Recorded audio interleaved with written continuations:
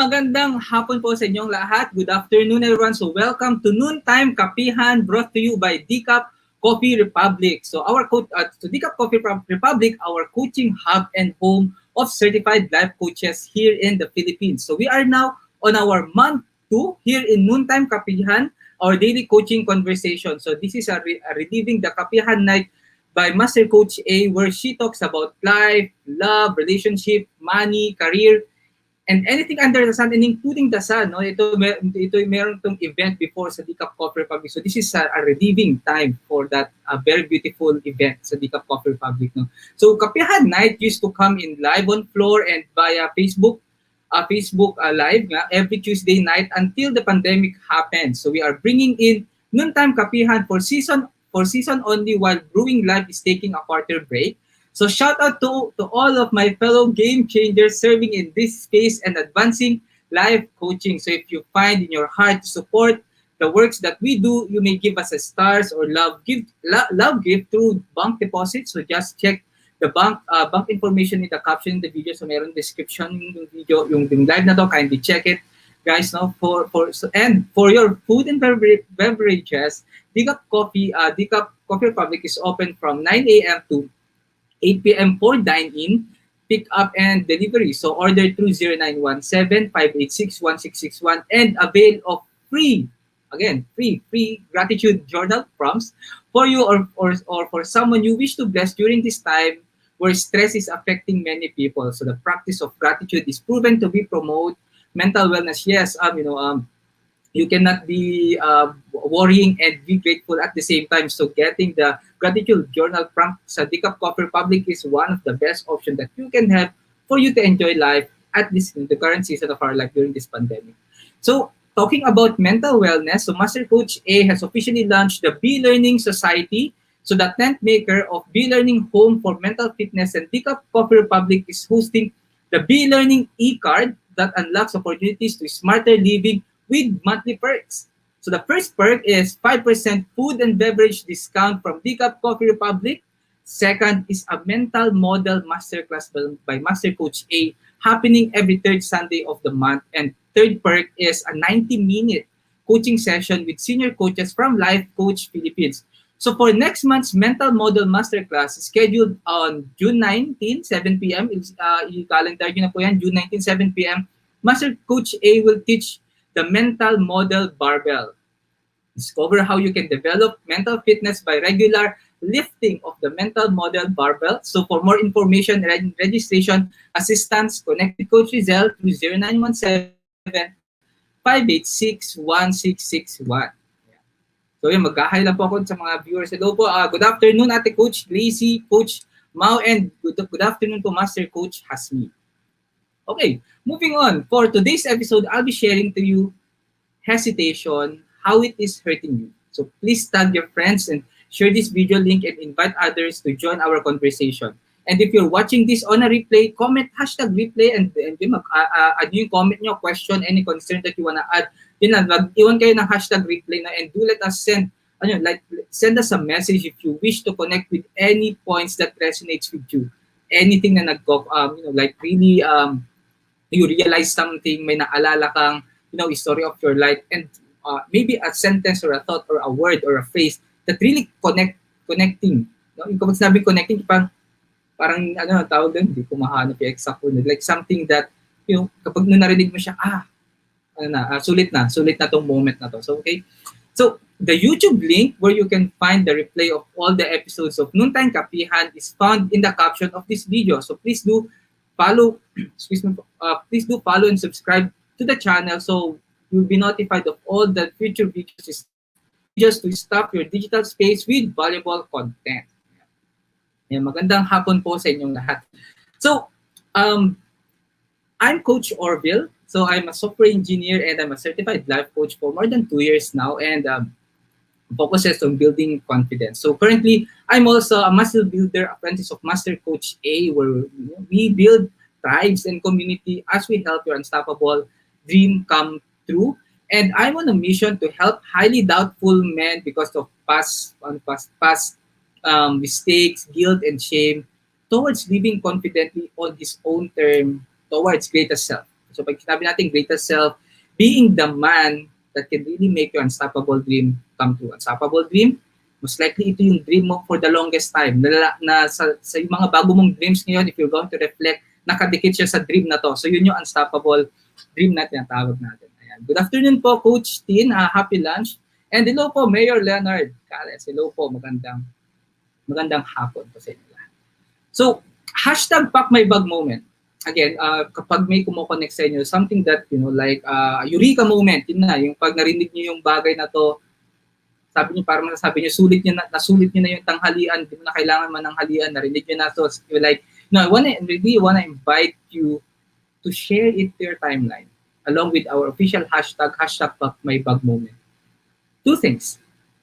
First, to really retain the knowledge, the learning. The most of the time kasi, pag may na-realize tayo, we parang napapabayaan natin siya, nasa utak lang. But yun, na-realize natin, we felt the emotion of wow, yung wowness nung natutunan natin. But then, minsan nandun lang siya sa utak and then nag-evaporate. So one thing that I really learned this past years is really making it somewhat tangible or somewhat nakikita. So one great example is really sharing it into your timeline, because another thing, one online friend of yours, baka siya yung hinihintay niyang pack my bag moment, na hinihintay niyang learning, na hinihintay niyang story.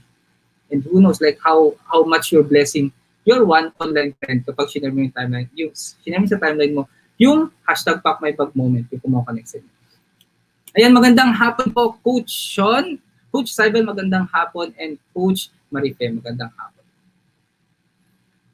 So, let's talk about hesitation. So, the title of my talk is Hesitation, How It Is Hurting You. So, this is a safe space, and we're inviting you to share one memorable hesitation. One memorable hesitation na meron kayo nung past, in the past, of course, na until right now nga, dahil naalala mo siya, of course, it's memorable, but more on meron talagang kumukurot na, dapat ganito, dapat ganyan. That hesitation. Most of the time, kapag sinasabi natin yung duda, hesitation, meron niya, yung sa maliit muna, yung there's a leveling, yung sa chill na hesitation, like maybe a hesitation of, kunyari, magta-travel ka, dadalhin ko ba itong damit na to or hindi, dadalhin ko ba itong food na to or hindi, gano'n, di ba? And then, meron yung mga hesitation of, i-add ko ba sa cart itong bagay na to? Like, your online shopping, i-add ko ba to sa cart or hindi, gano'n. Well, most of the time, we add things in our cart, but then the question, i-check out mo ba yung cart mo or not, di ba? So, if you're connecting, just comment below. So, yung mga part of hesitation na simple. And then another hesitation is, for example, yun, I'm in GCash Coffee Republic, in the coffee shop na lagi akong tumatambay, the Homo Certified Life Coaches. I always have this hesitation. I want to be vulnerable, no? Like I always order yung favorite drink ko na hot matcha sa GCash Coffee Republic. And every time na in-order ko yun, I mean, not every time, like most of the time, meron yung mga moment na yun lang yung orderin ko, like anything else, well, like tatanungin nila Coach Rezzhel, Coach iinumin ko yung hot matcha, and then naisip ko, at tatanungin ako kung wala na akong order, sasabihin ko wala na, okay na ako dito. Then all of the sudden, pagka-ubos ko ng hot matcha ko, may realize ko, nag-hesitate ako, dati umorder pa ako ng waffle. No? Like, kasi kung umorder sana akong waffle, nakasabay yung waffle sa yung drink. Well, kung o-order pa ako ng waffle, after ko ininom yung drink, yung oras ko wala na, so kailangan ko nung umuwi, something na ganun. So, yun ba? Yung mga simpleng hesitation na yun. And then, biglang meron yung mga big hesitation. Yung mga, this is like significant hesitation na really happened in our life. Like hesitation of, sana sinabi ko sa kanya. Sana I corrected him or her. Sana I should have told this to a friend. Baka hindi sana nangyari to sa kanya. Baka hindi nag-worsen. Or yung hesitation daw, yung like, should I do this right now? Or like, should I wait? Hesitation na ba?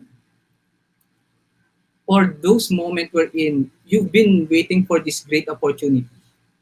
Maybe a business, an engagement. Like, maybe a speaking engagement for you talking about your business. Maybe a relationship na could really give, like, could really make you feel good in life. But then we hesitate. Hindi natin nagawa. Right? Ayan, so sabi ni ni Coach Marifayon, you look so confident. Maraming salamat po. Ayan, so FB Live bloopers hesitation. Yes.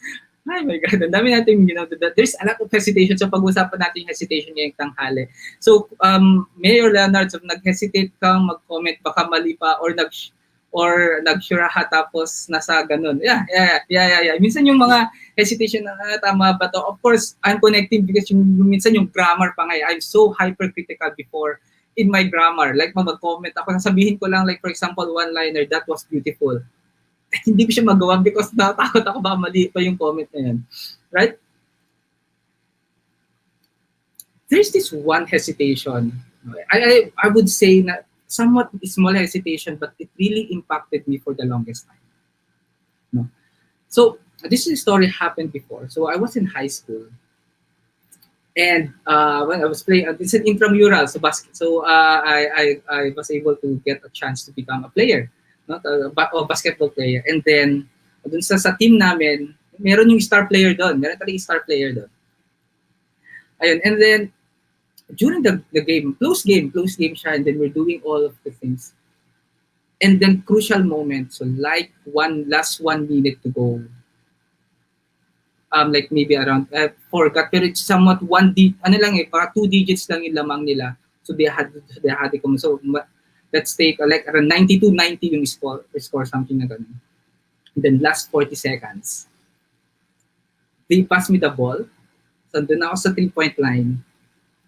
And then confidently start. Like really na-relieve ko na. So from the 3-point line, so if you're playing basketball, 3-point line, yun na, pwede na ako ganun. And then all the alignment, lahat ng natutunan ko sa basketball, alignment, align to, ganyan. And then the posture, and then the breathing, ready ka na. And then, I'm nandun sa area to pagkatalon kong ganyan. And then, bigla ko narinig yung sarili ko. Like, bakit mo shoot yung bola kung merong mas magaling? Like, you are not used of doing that. You are meant to score inside. You have another, meron ka dapat ibang ginagawa. And allow those crucial moments to the star player. Biglang pumalo sa isip ko. And that moment, nasa area na ako, I suddenly pass. So, pinasa ko yung bola. Sa ere, pagkatalon ko, pinasa ko yung bola. And if you think, yun yung pinakamalungkot na part dun sa story na yun. Like, I hesitated, yung like, confident na shoot, but then pinasa ko. That pass cost us the game. Because yung tao na papasahan ko ng bola was heavily guarded. Because they know, it is expected na siya yung magte-take ng last shot. And then hindi nila napantayan. And ako yung free. But then I hesitated. And then still stick with the old routine, old expectation. Kasi pinasa ko. And of course, obviously, that pass become a steal sa kalaban, in favor sa kalaban. Then they were able to do the final shot. So it ended out around 94-90.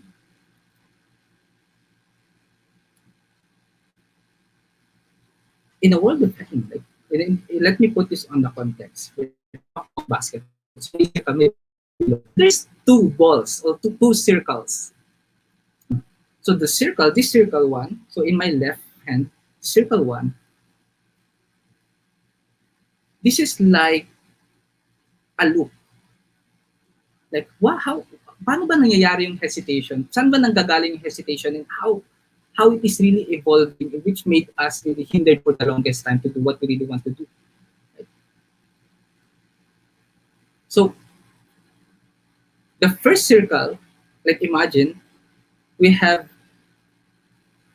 overthinking sa taas. So, kunya kung circle to, ito yung the northern hemisphere. Yeah, di ba hemisphere? The top one is, ito yung overthinking. And then sa baba, we have self-doubt. Right? So every time we overthink, bababa siya into doubt. And then every time na may doubt, pupunta siya sa overthinking. So there's a loop in this circle. Like for example, no, when we hesitate, we just try to imagine picture. If you wanna draw, okay lang. The first thing is hesitation. You hesitate. Gagawin ko ba to or hindi? And then with that narrative, yung ganyang usapan, atras, abante, atras, abante, overthinking comes in. Start to overthink. You find factors that really connects. Maybe start creating the story, assumptions that would really magsasabi na mali or tama yung gagawin. You overthink. Mag-analyze.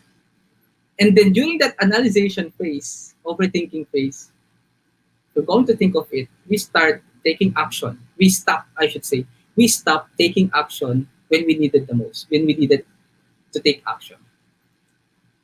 And because we didn't take action, you start to doubt your ability in taking action.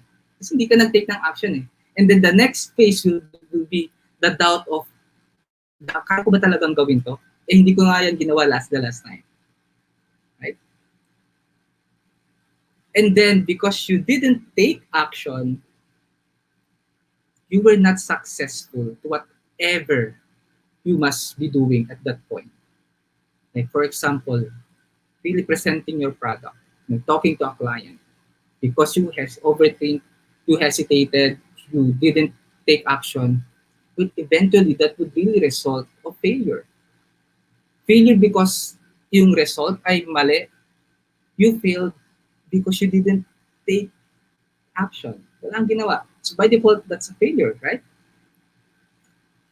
And then because you considered that as a failure, natalo, hindi nakuha yung dapat gawin, self-doubt comes in.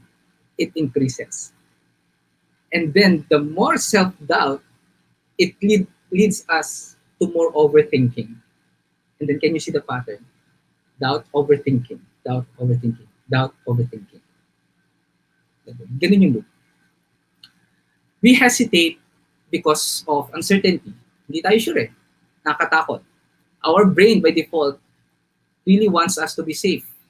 No? You can connect it from prehistoric times before. Siyempre, pag nakakita ka ng lion sa harap, and then, by default, yung brain sasabihin mo, takbo, tatakbo ka. Because your brain is wired to protect yourself. Something na uncertain. Hindi ka sure sa mangyayari. We hesitate because of perfectionism.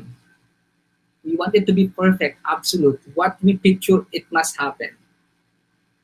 We start, we become so hypercritical in what we do. That's the reason why we hesitate. Kasi hindi natin sure kung makukuha natin 100% yung pinipicture natin na dapat na output. And then the hesitation of, parang ni-imagine natin, we start telling ourselves story or assumption of how things would go wrong. Na parang ni-imagine natin how things could be dramatically wrong, right? So that's the loop. That's the overthinking doubt loop. And then we have another circle. That's another circle. This circle contains the top part or the northern hemisphere ng circle, ng globe. We talk about taking action. Taking action, building confidence. Taking action, building confidence. Taking action, building confidence. Confidence is a result. Most of the time, nainisip natin, I really need to have the confidence for me to do it, for me to take action. But let me tell you right now, you really need to take action for you to gain the confidence. For dun sa next time that you're going to take action, you already have you are not empty-handed. You already experienced. You get the confidence. You can held high. Your head held high for you to do it.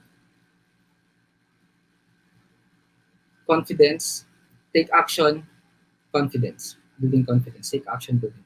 So that's the two circle.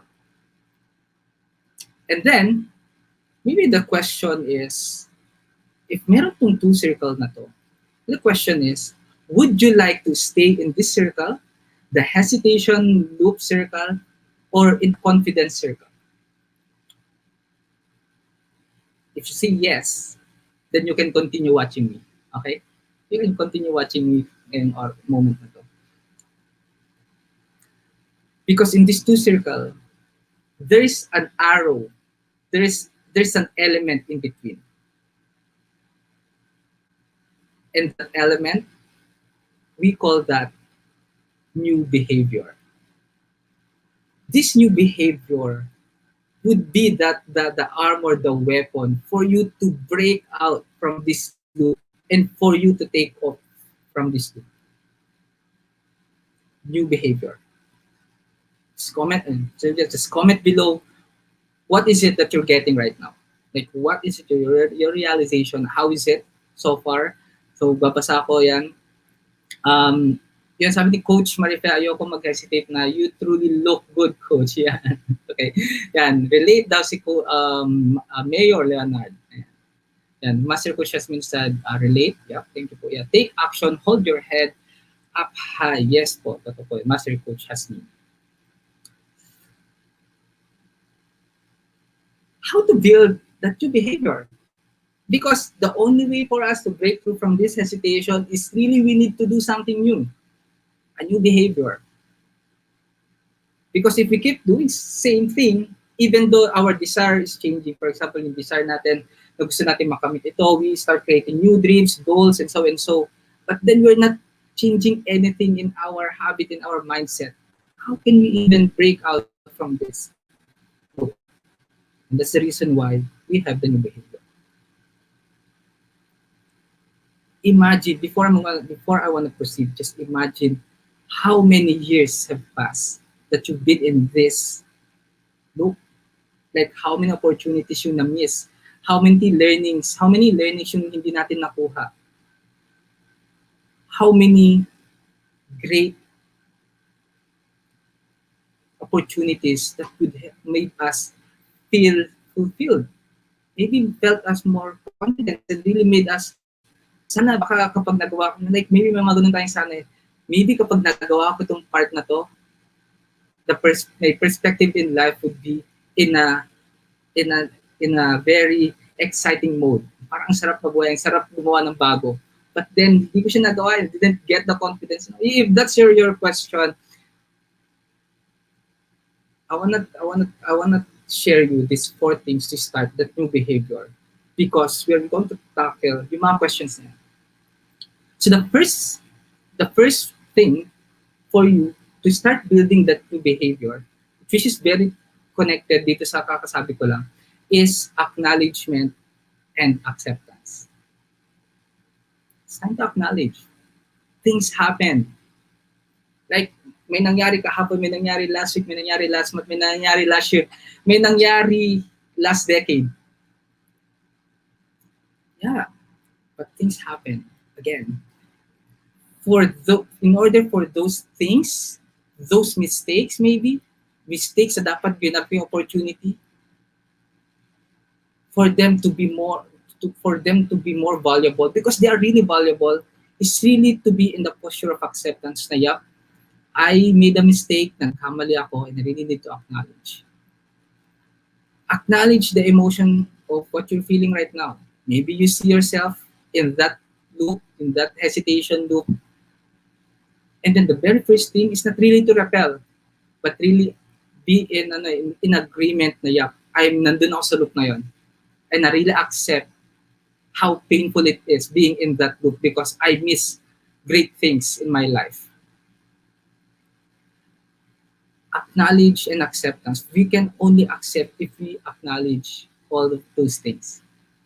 Things happen. We cannot really change it anymore. We cannot update it anymore. Yeah, maganda sana kung pwedeng update, but then we really need to let go of ourselves, really desiring na sana ganito, sana ganyan. But instead of that, why not change the narrative into, ano na nga ba ulit yung natutunan ko dito? And how can I use itong learning na to for me to move kahit isang baby step forward, for me to really improve my life right now? And then acknowledgement, and then acceptance. Acceptance of what you have become. You are not a total loser, because right now you're really a winner. you were able to overcome with all of the hardship, with all of the mistakes. You're still alive, buhay ka pa rin, and you're now really watching this. If you're watching this on a replay, no, comment kayo, hashtag replay, yeah, hey, like, give shout out, congratulate yourself, accept what you have become. That's number one. Sabi ni Coach Rezzhel, change the mindset and take action. I agree. Yes, thank you po, Coach Rezzhel. Number two, understand mental model. So, if you heard, if you remember how I started my talk, we talk about mental model. So we have Backup Cover Public State, and we have this B-Learning e-card, which is really great. It's very powerful because on June 19, meron na yung second masterclass. And I wanna share to you what happened nung first masterclass ng B-Learning. We talk about goal achievement. So, what is a goal achievement? Maybe some of you are thinking, yeah, I heard a lot about goal setting. I heard a lot of motivational videos. I read about books. Maybe you've encountered a role model in your office about it, about setting goals. But then there's this beauty in looking there's a beauty in this perspective of what is the science behind achieving a goal. What's with science? And then during the first masterclass namin, we talk about Elon Musk. So, do you know sino si Elon Musk? If you know him, kung paano siya nakilala, comment below. No? So, Elon Musk, three things. If kapag narinig ko si Elon Musk, tatlong bagay lagi yan. PayPal, Tesla, SpaceX. So, PayPal really made a great shift in terms of online payment. I'm a software engineer. My first years being a software engineer, now we're really using the PayPal, like the back end in the lower level, we call it API, how we're integrating yung mga products namin into PayPal. So I had an experience doing that. And it's very amazing. Like yung shift of having an online payment, that's the power of PayPal. And then Elon Musk jumps from PayPal into doing Tesla, electric cars. Like parang like the mission of hindi gagamit ng gas, but more on the electricity, which is more environmental friendly. And then from that, Elon Musk jumps again to SpaceX. Like the number one mission of SpaceX is really to check and find and make Mars habitable. Diba? Like para making humanity as multiplanetary. So instead na multinational, we are multiplanetary. So that's Elon Musk. And then we talk about the mental model where Elon Musk is operating, which made him do those crazy things. Goal achievement with the perspective of how our brain works. Mental model is really understanding how our brain works, how it is responding in every situation, in everything that we set. For example, how are we responding in setting a goal? What's the science behind it, and how can we really building the habit? So that's what we talk about, the mental model, no first masterclass. And then second masterclass, we're going to talk about mental barbell. So in short, after the acknowledgement or acceptance of what happened or what you have, item number 2 talks about how would you like to respond better right now? How would you like to respond? And what's the difference responding right now than before? Understanding who you are and how are you operating is the very first thing that must be done for you to address what's wrong. Number 3, be aware of what hesitating looks like for you. Ano nga ba yung hesitation? Ano ba yung itsura ng hesitation sa'yo? Well, we have different type of hesitation. Like me, myself, most of the time, the picture of me hesitating is tahimik lang, nakatingin lang ganyan. But then, the turmoil, the war within me is really shouting talaga back and forth, ganyan. Like, what it looks like? Like, what's your behavior when you hesitate? Ano, how do you act? What do you do? How are you responding? What do you do after? Who do you talk to? Are you talking to someone when you hesitate?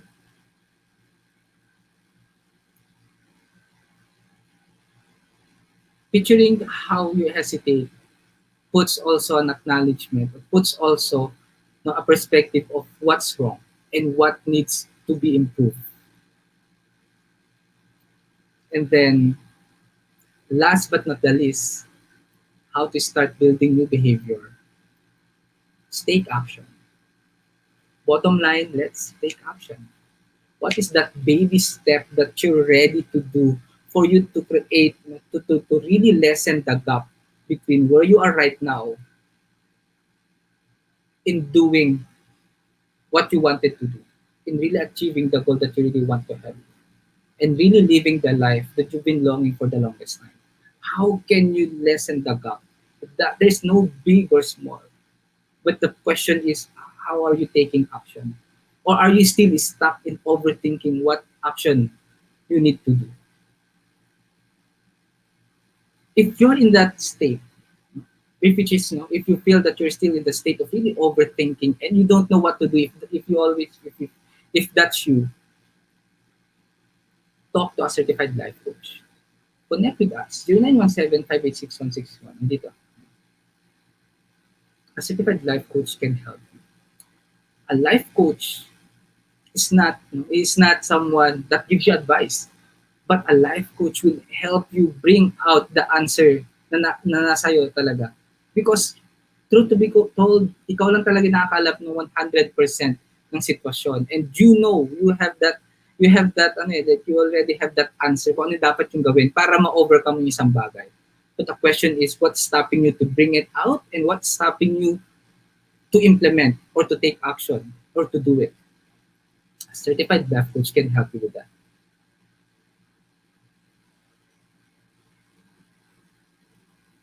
This talk, the hesitation, and how is it painful, it's really the number one goal is really to put awareness of that loop that we've been operating here for the longest time.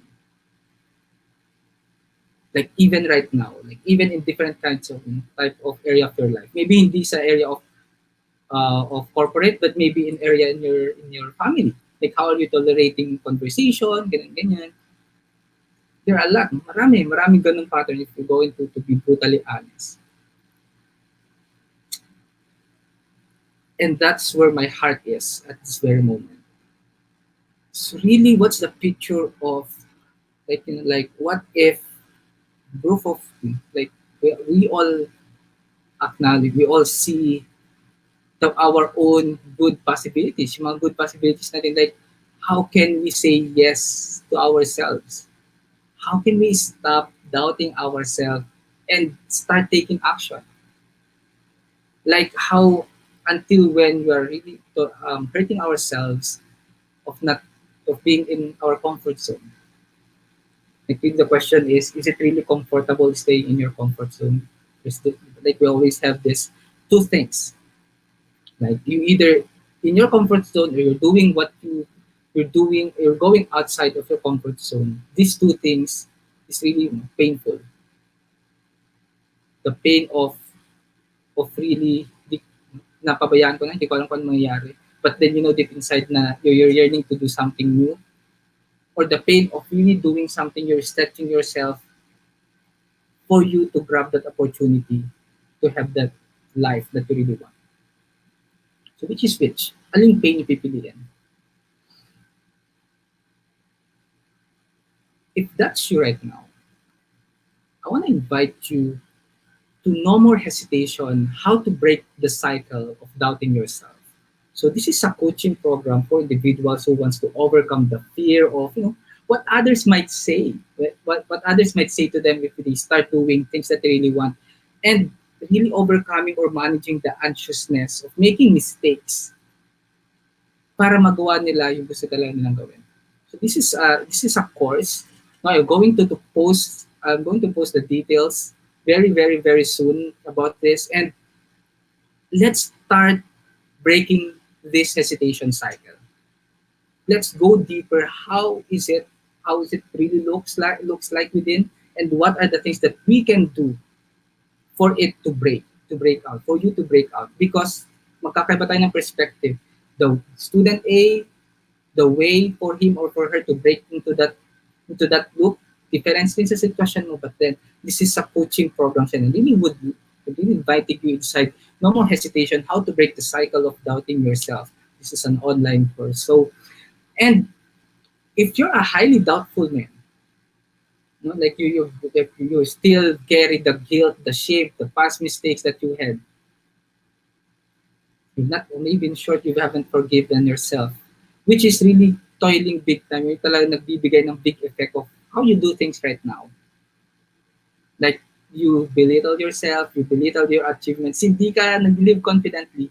And if that's you, I'm inviting you inside Shamelessly Me coaching community. So this is a private, exclusive Facebook group for men who is ready and really wanted to take action towards living confidently on your own terms, responsibly towards your greatest self. Greatest self being the man that can make your unstoppable dream come true. You can do it. It's always a journey. It always starts with saying yes. Like, if you feel stuck right now, it's a cue for nurturing. So like kanina sinabi nga ni Master Coach A, so before this Facebook Live, Master Coach A had a live, and she talks about saying yes to yourself. Like, when was the last time you say yes to yourself to fight for yourself? Like, allow others to help you. Allow others to help you. You can do it. You're one message away for the help that you really need right now.